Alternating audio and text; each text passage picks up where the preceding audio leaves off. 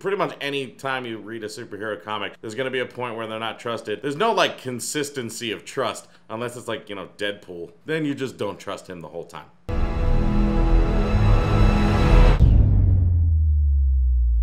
What's up, you guys? Welcome to Boss Level 8, where we make fun of movie critics. We just saw The Incredibles 2. Only took 14 frickin' years to get it, but we saw it. And we're gonna take a look at Matthew Licana's review.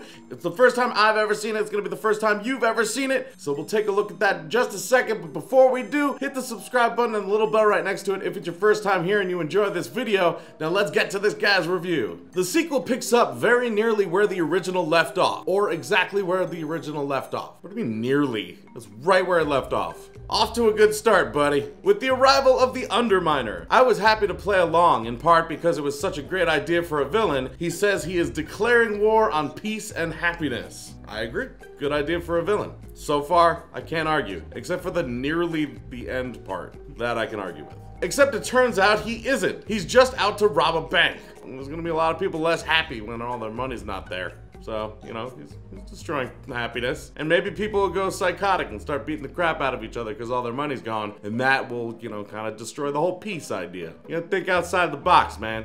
You're watching an animated freaking superhero movie. And when the Pars make a hash of their attempt to stop him, they wind up right back where they were in the first film. Mistrusted by the public and banned by the government. Yeah, I mean, it's a pretty common story with superheroes. It happens all the time. Like, pretty much any time you read a superhero comic, there's gonna be a point where they're not trusted, and then they are trusted, and then they're not trusted, and then they are trusted. There's no like consistency of trust unless it's like, you know, Deadpool. Then you just don't trust him the whole time. It isn't the Underminer who does the undermining, it's the normies like us. I have a feeling this is going to get political. We're stupid. We're both. I can't wait. Okay, fine. Writer-director Brad Bird has more than earned the right to make the movie he wants to make. And if he's not interested in the Underminer, so be it. Actually, that would've kinda sucked if like right at the end of the movie, you got the villain that we were gonna have for the second movie. There wouldn't have been any surprises. That would've sucked. I'm just saying. It's kind of awesome that they had like a battle and had a whole situation with that guy, but he wasn't the main villain or focus. I don't know. Maybe it's just me. Or all the other critics who loved this, and you're one of the few who didn't. What does he have in mind instead? The same thing he had in mind last time. The struggle between normies and supers. You know, the main crux of the entire idea of this story and universe. Kind of like The Watchmen. Who watches The Watchmen? Brad Bird. And then he makes The Incredibles. And both are really good. The installment gives us the Screenslaver, a villain who is bitter about the effect that supers have on the normal populace. You know, the ones watching the supers on their TVs. Us.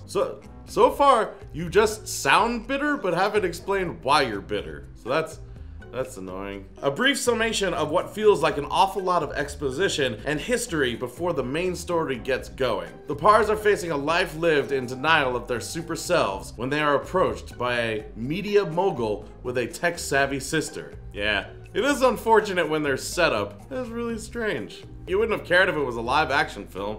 Honestly, that's like watching volleyball and only watching the spikes. What a weird fucking game. Their plan, to get people to change the law that makes supers illegal by giving supers better PR. These days, they argue, it's not enough to do good, you have to be seen to be doing good. Well, I mean, it's a pretty good explanation of what's going on. And this really isn't spoiler territory, it's more of a plot point. But as movie viewers, we get to see the do-gooders doing the good. If you actually lived in a city where the Avengers or the Incredibles or whoever was doing something, all you would see is that like the building where your friend lives got destroyed. You'd see your favorite dive bar in a ball of flames. But the Screenslaver is having none of it, arguing that this method of salvation for supers amounts to the damnation of everyone else. By slavishly watching the supers solve our problems, we become ever more passive, ever more unable to help ourselves. Yeah, I mean, it's a pretty common theory that passivity is being part of the problem, that once you expect other people to take care of the situations, eventually the people taking care of the situations become the problem. That's a common,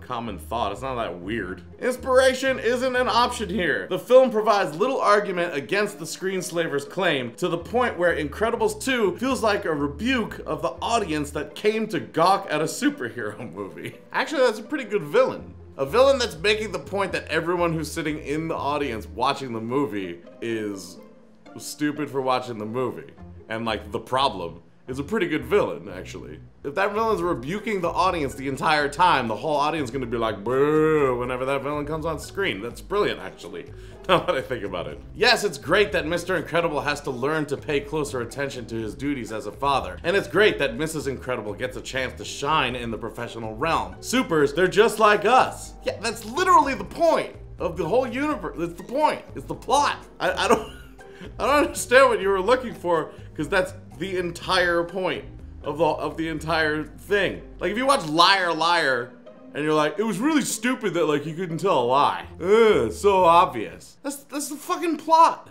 of the movie. But let's never make the mistake of thinking we have any business buying Mr. Incredible's car. How unforgivably douchey. So they're just like us, but we can't afford his car? You know, some of us can't afford his car. I can't. But there are people who have some crazy fucking cars. Also, some people save up just for cars and sacrifice other things in their life because they like cars. That's what you took out of this? The fact that they're supposed to be just like us? How'd he afford that car? I mean, the rich guy in the movie bought the car. Is he douchey? Or was he just rich and wanted the car? Or is he just like us? I don't know. I drive a fucking Altima. It's incredible. There's a lot of idea talk, but then so is the movie. What? The movie's idea talk? I don't know where you're going with this, but let's roll on this freaking monorail and see if Elastic Girl can save us or some shit. We get a lengthy debate about whether it's better to set a good example for kids by obeying an unjust law or to break it in the hopes of affecting change for the future. It is kind of strange how Pixar made us think. Or they always do. Pretty much every single time. Also, it's kind of nice because there isn't a definitive answer. It's things that we get to actually discuss and think about. Odd.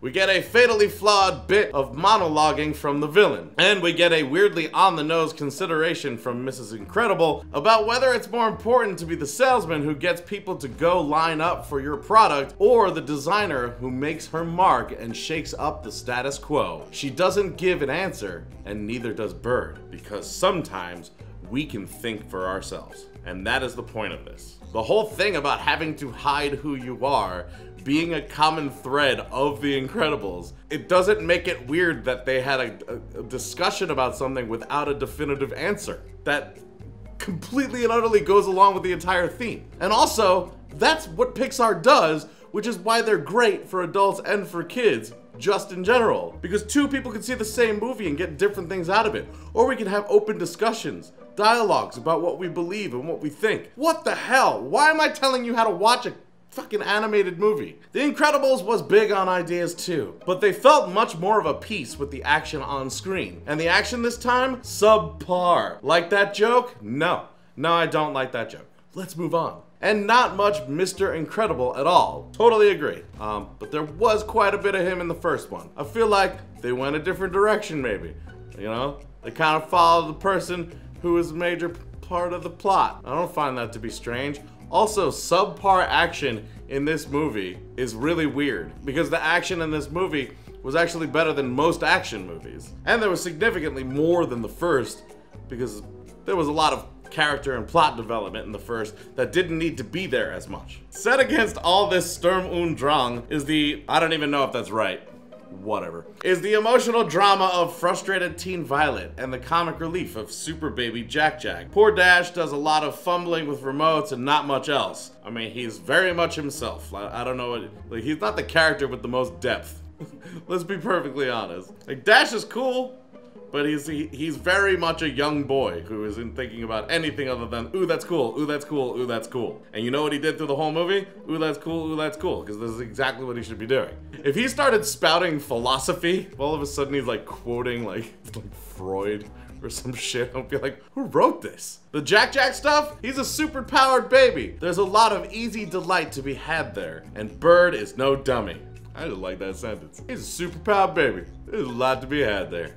Alright. But it's telling that his biggest scene comes via his confrontation with the psychotic raccoon. How is that telling? What is that telling you? I can't imagine how that's telling. That's confusing as hell. I say psychotic because the varmint behaves much like Ice Age's Scrat when he's chasing his precious acorn. No threat, no matter how terrifying or lethal, is enough to make him quit. As much as this movie is bringing up some interesting and very adult themes and things that people could discuss that don't have definitive answers, it's also at its heart fun and animated and for families, and you know, children love it. I don't find it strange. I don't find that strange, because that would mean Wile E. Coyote would never chase that damn bird again after the first time he fell off the cliff. But he does. You know why? Cartoons. It's a really simple explanation. Cartoons. It's funny enough, but it doesn't really fit. It even feels desperate. A bit of Looney Tunes madcappery to distract from the surrounding stasis. So you actually understood that it was cartoonish, but didn't like it and thought it didn't make sense in it. The action wasn't good enough, and then the cartoonish thing wasn't good enough. The funny things weren't good enough. And like, the least complex character wasn't complex enough for you. I am very, very confused as to what you were looking for in an Incredibles 2 movie. Did you guys see Incredibles 2 yet? What did you think of this guy's review? I'm just confused. I don't know what he walked into. I feel like he wanted a completely different thing, because it seemed pretty straightforward to me, but apparently I was wrong. Maybe he's just got a bit of a hard-on for the Underminer, and the second that he got away, he was like, you know what? I don't like this movie anymore. There went my boner. So let us know down in the comments what you thought. If it's your first time here, hit the subscribe button and the little bell right next to it. You can also click on the screen to see another one of our videos. And until we see you next time, geek out and game on.